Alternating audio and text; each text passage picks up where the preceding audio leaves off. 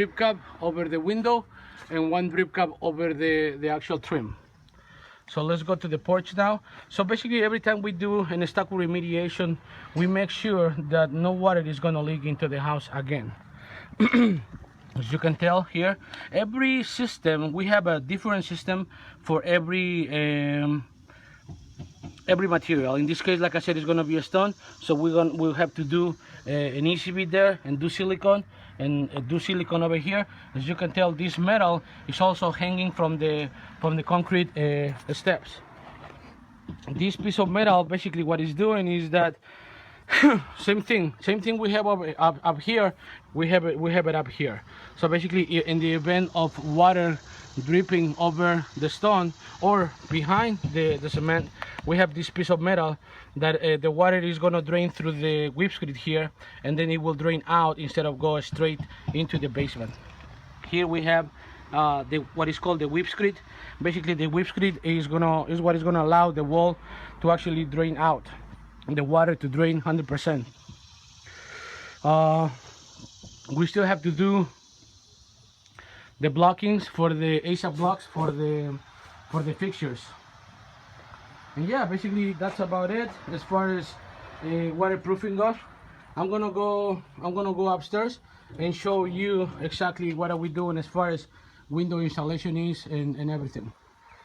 So you see there, one drip cap flashing, two drip cap flashing. Over here is not that necessary, but we can install. We cannot. I mean, we have to be. We need to have a continuous system throughout the property. So that's the reason why we're doing it, because we have the big overhang covering the porch, but we still have to do it. Same thing. We have a little gap here, just in case, in the event of water, it has a little gap for the water to drain 100%. We have the Kika flash inverter there. Actually, there's one Kika flash inverter there and one Kika flash inverter on the other side. And as far as this wall is, what we're gonna do is that this gutter has to be pushed to the right. Gutters have to be at least 1 inch, 1.5 inches from whatever the material is going to be, whether it's going to be siding, whether it's going to be a stucco, whether it's a stone.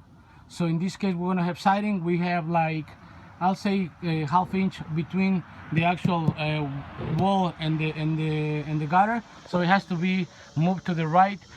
I'll say about 2 inches to make sure that we have three-quarter inch soffit, siding, and then we need to have 1.5 inch space between the siding and the actual gutter. This is also a critical spot where always most of the house leaks because of a Kika flash inverter, because of the gutter. Sometimes the gutter is also pitching the wrong way, so we have to make sure that it's going the right way to the exterior, not to the interior part of the wall. So I'm gonna go out there and I'm gonna show you what we're doing as far as window installation and flashing goes. Okay, so I'm here now. What we're looking at is basically the lower part of the window, which is the most important part of the window to take care of. As you can tell, we have the flashing going all the way up over the flexible self-adhesive membrane, and then over that we have a vinyl seal pan, which is actually under this window. Like I said, in the event of a water leak, we have a continuous piece of plastic that is going to divert the water out. The framing has been installed with a pitch to it, to the exterior, so in the event of water, the water actually is able to drain. We're doing it through a 2-layer system. I've seen many companies that they install 2 layers of water filtration, but they don't install this second layer under the window as well. So this is something very important, and this is something that we always do. As you can tell, we have 1 layer under, and then we have the other layer. We also have the flashing for the roof, and that also has been sealed. Then what we're gonna do is that we're gonna cut it about 1/2 inch on top above the flashing to make sure that it's not gonna show once the siding is installed. Okay, all of the seams has been taped, as you can tell upstairs. This seam is still hanging because we're gonna do First, what we're gonna do is that we're gonna do silicone on the vertical, not on the horizontal spot. Then we're gonna do a piece of HVAC trim from here all the way to there, and then we're gonna install a C flashing, and then we're gonna cut this to the whatever the C flashing is. Once again, we have the drip cap here, and then we're gonna install the trim. We have a kick-off flashing diverter there that is being installed, and we also have another kick-off flashing diverter here that is being installed. Okay, so as far as the window installation goes, this window was leaking, and that's the reason why we fixed this part right here. As you can tell, let me, oh, okay, right there, yeah, it was leaking, so we removed the flashing, and then as you can tell, we installed a continuous piece of flashing over the existing roof, and then we re-shingle it, and then we're basically getting ready to work on this window. I forgot to mention as well, once before we install the windows, we put a bit of silicone right here on the flange, and then we install the windows. So we're still working on this area, but as you can tell, everything is gonna be fine now, because we're gonna do the seal pan from inside to outside over the existing flashing, which is wasn't like that since the beginning. So now any water that is actually leaking, in the event of a leak over the window seal, it will run down over the flashing and straight down to the ground. As far as material goes, so this is, like I said, I don't like to rely on one layer of filtration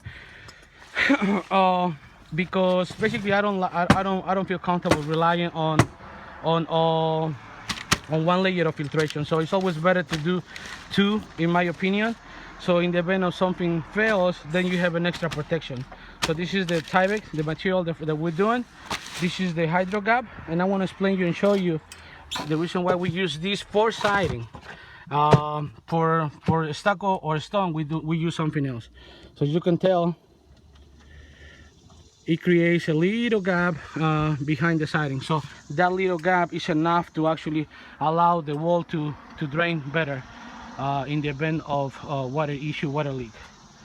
Okay, as far as the stone goes, so this is basically the system for the siding: a layer of Tyvek home wrap, and then a layer of all of the seams on the Tyvek are being sealed, and then we don't seal this paper because what I know is that air has to be allowed to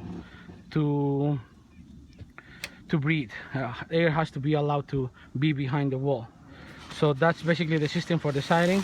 And then when we have a stone or a stucco, what we do is that we use the home wrap as the drainage plane, as the first layer of filtration, and then we install 2 layers of a grade D paper, and then over the grade D paper, what we do is that we install the rain screen. This is the rain screen, and let me see right there. The entangled mesh, what it does is that it helps basically to create a 1/4 of an inch gap between the actual framing. So you can tell, you install it like this, and then it will create a gap between the actual facade and the structure. This also helps with the protection of the water resistant barrier, because when you install this, the cement never gets in touch with what is actually protecting your house, which is the water resistant barrier membrane.